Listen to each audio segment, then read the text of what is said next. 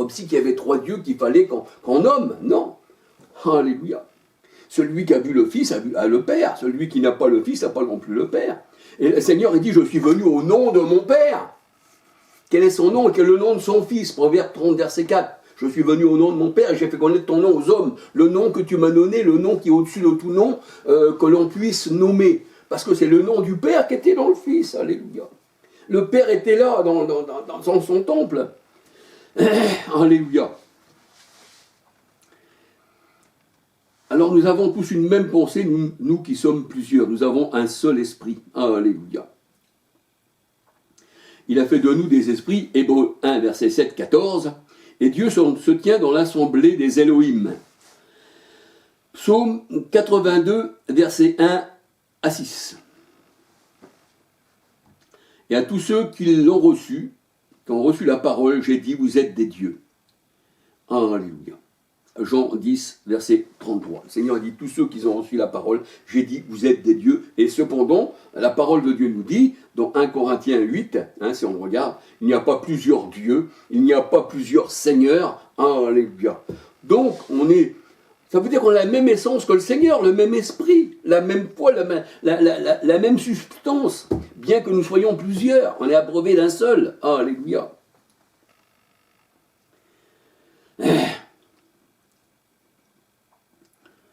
Alors même dans l'Ancienne Alliance, la parole de Dieu nous dit, eh bien, il y en a qui parlaient, c'était poussé par l'Esprit de Dieu. Même dans l'Ancienne Alliance. 1 Pierre 2, verset 21, des prophètes, tout ça, comme David, il disait, ne me retire pas ton Esprit Saint dans le psaume 51, verset 12. Parce que l'Esprit pouvait être enlevé ou être remis. Quand l'Esprit saisissait son son, il avait une force incroyable. Quand l'Esprit se retirait de lui, eh bien, il était faible. Il revenait comme tous les hommes. C'était pas dans les tresses, ça c'est autre chose. Alléluia. C'était pas dans les cheveux la force. C'était dans l'éternel. Alléluia. Et là, nous voyons que là, c'est pareil. Eh bien, l'Esprit dans l'Ancienne Alliance, il était momentané. Il venait, puis il pouvait être enlevé. Mais dans la parole de Dieu, nous dit que l'Esprit maintenant demeure en nous pour toujours. L'Esprit éternel est en nous. Nous sommes scellés de l'Esprit. Alléluia. Et c'est pour ça que nous avons la vie éternelle. Alléluia.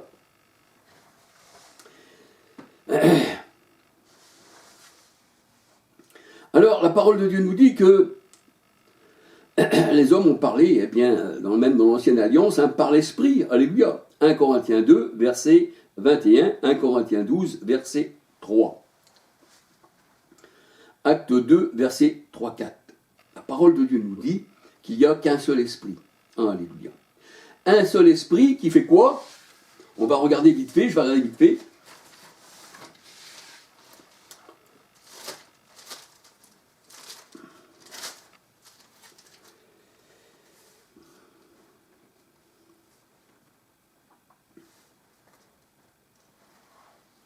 1 Pierre 4,10 nous dit « Comme de bons dispensateurs de diverses grâces de Dieu, que chacun de vous mette au service eh bien, des autres le don qu'il a reçu. » Voyez-vous, la parole de Dieu nous dit que les dons que nous avons reçus de Dieu, on doit le mettre au service de l'autre. Écoutons bien encore, ça n'est pas fini. Donc on reçoit des dons de Dieu.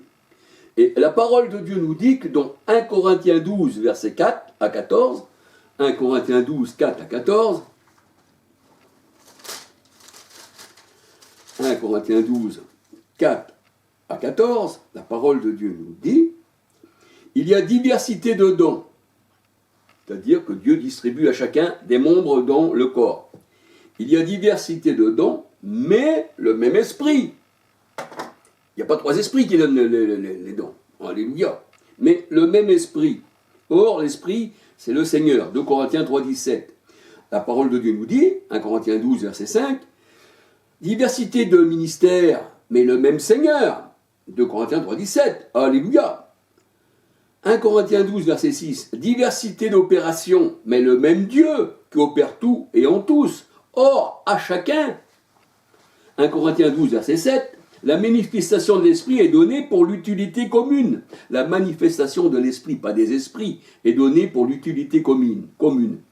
En effet, à l'un a été donné par l'esprit une parole de sagesse, à un autre, par le même esprit, une parole de connaissance, à un autre, la loi par le même esprit, à un autre, le don des guérisons par le même esprit, à un autre, le temps d'opérer des miracles, à un autre la prophétie, à un autre le discernement des esprits, à un autre la diversité de langues, à un autre l'interprétation des langues.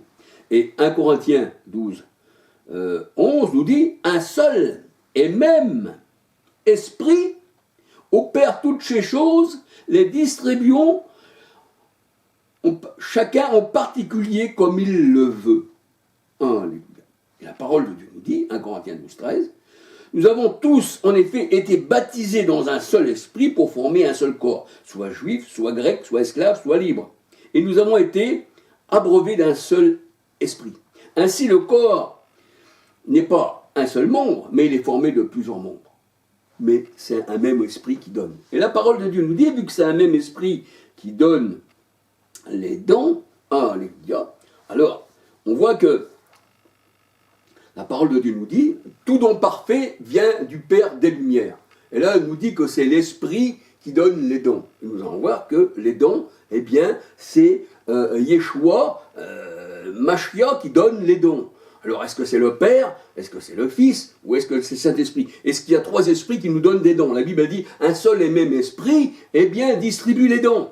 Il n'y a pas trois esprits qui distribuent. Alléluia. Alors, on va regarder, si vous voulez bien, frères et sœurs, oui, Éphésiens 4.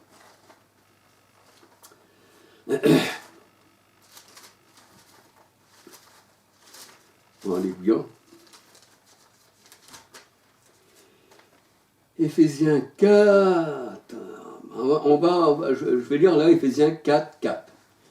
Verset 3, je vais commencer au verset 3. Éphésiens 4, verset 3. Vous efforçons de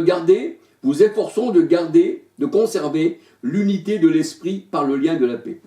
Conserver l'unité de l'esprit. Ça veut dire qu'il n'y a pas trois esprits. La parole de Dieu nous dit dans Éphésiens 4, 3, 4, il y a un seul corps, un seul esprit, comme vous avez été appelés à une seule espérance par votre vocation. Il y a un seul Seigneur. Or, le Seigneur, c'est l'esprit, 2 Corinthiens 3, 17. Mais il y a aussi un seul baptême, parce que nous sommes baptisés d'un seul esprit, en fait. Un seul Dieu est Père de tous, qui est au-dessus de tous, et parmi tous, et en tous. Éphésiens 4, versets 3 à 6. Mais à chacun de nous, la grâce a été donnée selon la mesure du don de Christ. Donc là, on voit que l'Esprit donne, un même Esprit a donné, le Père des Lumières, à qui viennent tous les dons célestes, la parole de Dieu nous dit. Et là, nous voyons que le Fils aussi, eh bien, il nous fait des dons, en fait. Mais à chacun de nous, la grâce a été donnée selon la mesure du don de Christ. C'est pourquoi, il est dit, étant monté dans les hauteurs, il a emmené des captifs, et il a fait des dons aux hommes. Alors, est-ce que c'est le Saint-Esprit qui fait des dons? Est-ce que c'est le Père qui fait des dons? Ou est-ce que c'est le Fils? Or, que signifie il est monté? Il est aussi descendu dans les régions inférieures de la terre. Celui qui est descendu, c'est le même qui est monté au-dessus de tous les cieux et de remplir toutes choses. Alors, Éphésiens 4, 11, et il a donné les uns comme apôtres. Il a donné les uns comme apôtres. Les autres comme prophètes, les autres comme évangélistes, les autres comme des pasteurs et docteurs, pour le perfectionnement des saints en vue du ministère de l'édification du corps du Christ. Alléluia. Nous voyons que le Seigneur fait aussi des dons, le Saint-Esprit fait des dons, et la parole de Dieu nous dit, acte 2, 38, eh bien, le Saint-Esprit, c'est un don aussi. Alléluia. Un don veut dire donner gratuitement. Il y en a qui voulaient payer pour recevoir, il y avait un homme là, je ne me rappelle plus dans quel verset, et Pierre il dit que tu périsses toi et ton argent. Voyez-vous, donc on ne paye pas pour recevoir, nous avons reçu gratuitement, nous donnons gratuitement. Alléluia. Alors, on va regarder dans Jacques 1, 17, si vous voulez bien. Jacques 1, verset 17. Alléluia. Jacques 1, verset 17. Alors il est dit dans Jacques 1, 17, « Toute grâce excellente et tout don parfait descendent d'en haut du Père des Lumières, chez lequel il n'y a ni changement ni ombre de variation. » Donc on peut dire que l'Esprit distribue les dons, alléluia. Le Fils, c'est pareil, et le Père aussi distribue les dons. Jacques 1, verset 17. Alléluia. C'est pas trois dieux qui distribuent, mais c'est un seul Dieu, c'est un seul esprit, comme nous avons vu. Alléluia. Il n'y a pas plusieurs seigneurs, il n'y a pas plusieurs dieux. Alléluia. Alors, Genèse 1,26 nous dit, eh bien, Dieu dit. Genèse 1,26. Alléluia. Et la parole de Dieu nous dit, Genèse 1,26, je vais regarder vite fait avec vous. Je vais m'étaler un petit peu plus sur ça quand je vais faire la deuxième vidéo sur la face de Dieu. Alléluia.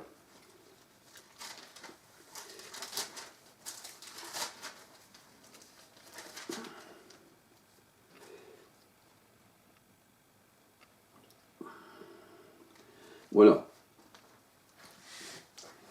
Genèse 1,26, puis Dieu dit là, hein, c'est Dieu qui dit. C'est pas les dieux qui parlent. C'est pas là, on voit qu'il n'y a pas une tribu, un pluriel de Dieu qui parle. Puis Dieu dit, faisons l'homme à notre image, selon notre ressemblance. Alléluia. Alors, nous voyons que dans la parole de Dieu, le Seigneur, quand il parle, il dit que voici, moi et mon Père, nous ferons notre demeure chez toi. Et nous demeurerons, eh bien, pour toujours chez toi. Et la parole de Dieu nous dit que l'esprit qu'il y a en nous, on est scellé de l'esprit et il demeure en nous par l'esprit. Alléluia. Quand le Fils vient, le Père vient. On ne peut pas dissocier le Fils du Père, parce que celui qui n'a pas le Fils n'a pas non plus le Père. Et là, on voit qu'il y a un langage, le Seigneur, quand il priait ici, et ça, et ça. Quand on dit que Dieu prend un pluriel pour parler, ça veut dire qu'il nous fait à son image. Alléluia. Ça veut dire qu'il est Père, il est Fils, il est Saint-Esprit, et il fait que nous soyons à son image. Et le Seigneur, il prend un langage à lui pour nous faire comprendre que, eh bien, il est, on va dire, comment je pourrais expliquer ça, c'est très difficile. Il est un seul, tout en se présentant, tout en parlant par trois. Alléluia. Mais il est un seul. Alléluia. Il n'y a pas de trinité d'esprit. Alléluia.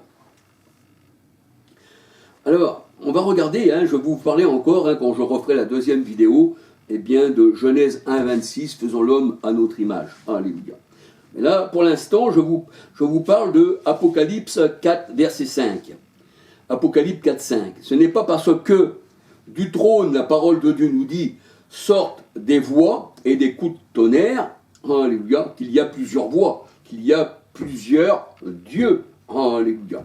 Parce que la parole de Dieu nous dit que du trône de l'Éternel, Jérémie, le trône, c'est le ciel, alléluia, le trône est son ciel, et le ciel.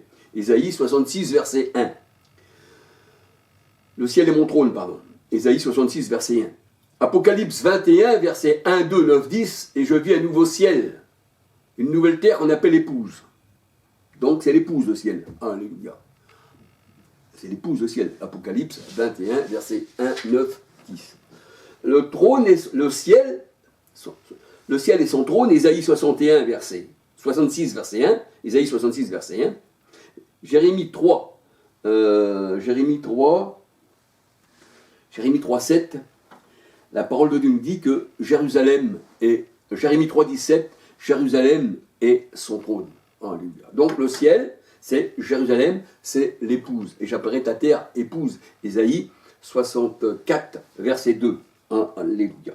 Et là, nous voyons que le ciel est son trône, et du trône, la parole de Dieu nous dit, il sortait des voix du trône. Et même s'il sort des voix, le Seigneur il dit, n'ayez qu'une seule bouche, qu'une seule voix. Alléluia. Vous n'êtes qu'un seul homme, un seul esprit.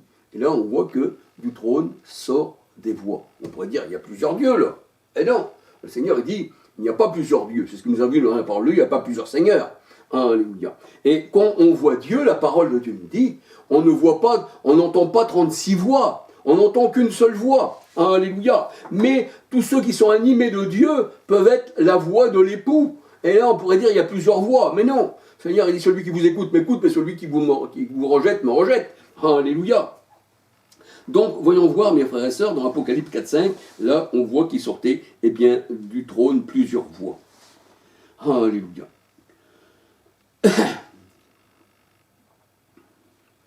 Apocalypse 4, verset 5. Alléluia.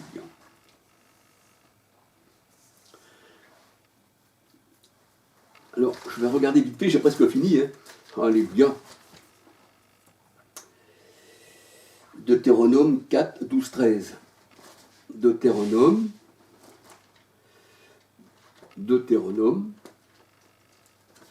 4.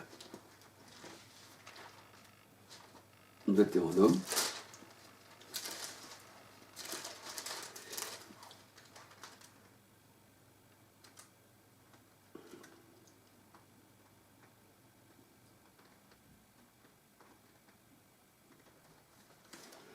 Deutéronome 4, 12, 13.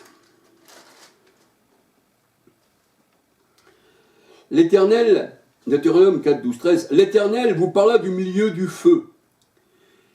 Vous entendîmes le son des paroles, mais vous ne vîmes point de figure. Vous n'entendîtes qu'une voix. C'est-à-dire, ils n'entendaient qu'une voix. Quand l'Éternel a parlé du milieu du feu, ils n'entendaient qu'une voix, la parole de Dieu nous dit. Il publia son alliance qu'il vous ordonna d'observer, les 10 commandements, et il écrivit sur 2 tables de pierre. Alléluia. Alors au verset 15, Deutéronome 4, 15, puisque vous n'avez vu aucune figure le jour où l'Éternel vous parla du milieu du feu à Horeb, veillez attentivement sur vos âmes, de peur que vous ne vous corrompiez et que vous nous fassiez une représentation de quelques idoles, la figure d'un homme ou d'une femme. Alléluia. Alors on voit que on n'entendait qu'une voix, c'est ce que nous dit la parole de Dieu. Alléluia.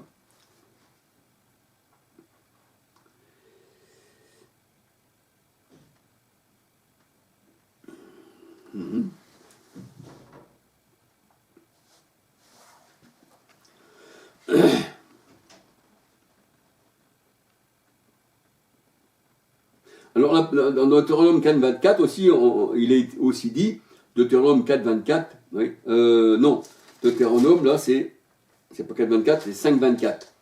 Il est aussi dit, Deutéronome 5, 24, vous dites, voici l'Éternel, notre Dieu, nous a montré sa gloire et sa grandeur, et nous avons entendu sa voix du milieu du feu. Donc, on a entendu la voix de Dieu du milieu du feu, et la parole de Dieu vous dit, vous ne ferez pas de figure parce que vous avez entendu qu'une voix. Alléluia.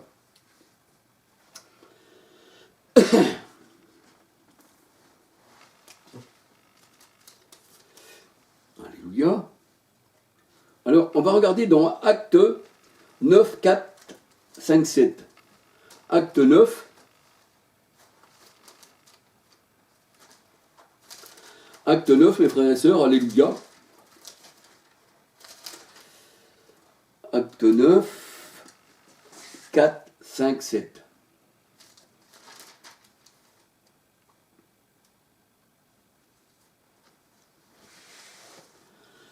Alors là, c'est Saul de Tarse sur le chemin de Damas. C'est Saul de Tarse, quand il tombe à terre, et là qui demande au Seigneur, qui es-tu Seigneur? Je suis Yeshua que tu persécutes. Et là, eh bien, Saul, il raconte tout ça en fait. Alléluia. Alors, acte 9, 1, cependant Saul, respirant encore la menace et le meurtre contre les disciples du Seigneur, se rendit chez le souverain sacrificateur et lui demanda des lettres pour les synagogues de Damas, afin qu'il s'y trouvait quelques partisans de la nouvelle doctrine, hommes ou femmes, il les amène liés à Jérusalem. Comme il était en chemin, qu'il approchait de Damas, tout à coup une lumière, pas des lumières, une lumière venant du ciel resplendit autour de lui. Il tomba à terre et il entendit quoi? Il ne voit pas de figure, mais il n'entend qu'une voix. Et il entendit une voix qui lui disait, Saul, Saul, pourquoi tu me persécutes? Il répondit, qui es-tu, Seigneur? Je suis Yeshua que tu persécutes. Il te serait dur de regimber contre les aiguillons. Et les aiguillons dans la parole de Dieu, ça représente les paroles du Seigneur. Alléluia. Alors, au verset 7, la parole de Dieu nous dit, acte Acte 9, verset 7, les hommes qui l'accompagnaient demeurèrent stupéfaits. Ils entendaient bien la voix, mais ils ne voyaient personne. Voyez-vous? Tu entends la voix, le Seigneur ne fera pas de figure parce que tu n'as entendu qu'une voix. Et là, nous parlons tous d'une seule voix, d'un seul esprit, bien que nous soyons plusieurs. Alléluia. Ça n'empêche pas qu'il y a un langage entre nous. Alléluia. Comme le Seigneur avait un langage entre le Père et le Fils, et entre son corps aussi. Alléluia. Alors c'est d'une seule voix que nous louons le Seigneur. C'est d'une seule voix, d'une seule bouche. Romains 15, verset 6. Une seule bouche, plusieurs voix, plusieurs membres, mais une seule voix, un seul esprit, en tous et parmi tous. Romains 15, verset 6. Et nous avons, dans la bouche, la parole de Dieu nous dit, selon les versions de la parole, un seul esprit nous avons dans la bouche. Nous avons les paroles du Christ dans la bouche. Nous avons Christ dans la bouche qui est la parole. Romains 10, verset 8. Alléluia. Et la parole de Dieu nous dit que le corps, malgré la multitude, n'est pas divisé. Nous sommes comme un seul homme, comme un seul esprit avec le Seigneur. 1 Corinthiens 12, verset 25. Le corps n'est pas divisé. 1 Corinthiens 12, verset 25. Les disciples à la Pentecôte n'avaient pas reçu un esprit différent les uns des autres. Et chacun les entendait parler dans leur propre langue. Et la parole de Dieu nous dit qu'il y a des corps célestes et des corps terrestres. Alléluia. Et nous sommes un corps céleste. 1 Corinthiens 12, verset 25. Alléluia. On peut regarder aussi que nous avons tous reçu un seul esprit, l'esprit du Christ, acte 2, verset 16, 17, 21, 38. Alléluia. Et nous sommes, la parole de Dieu nous dit,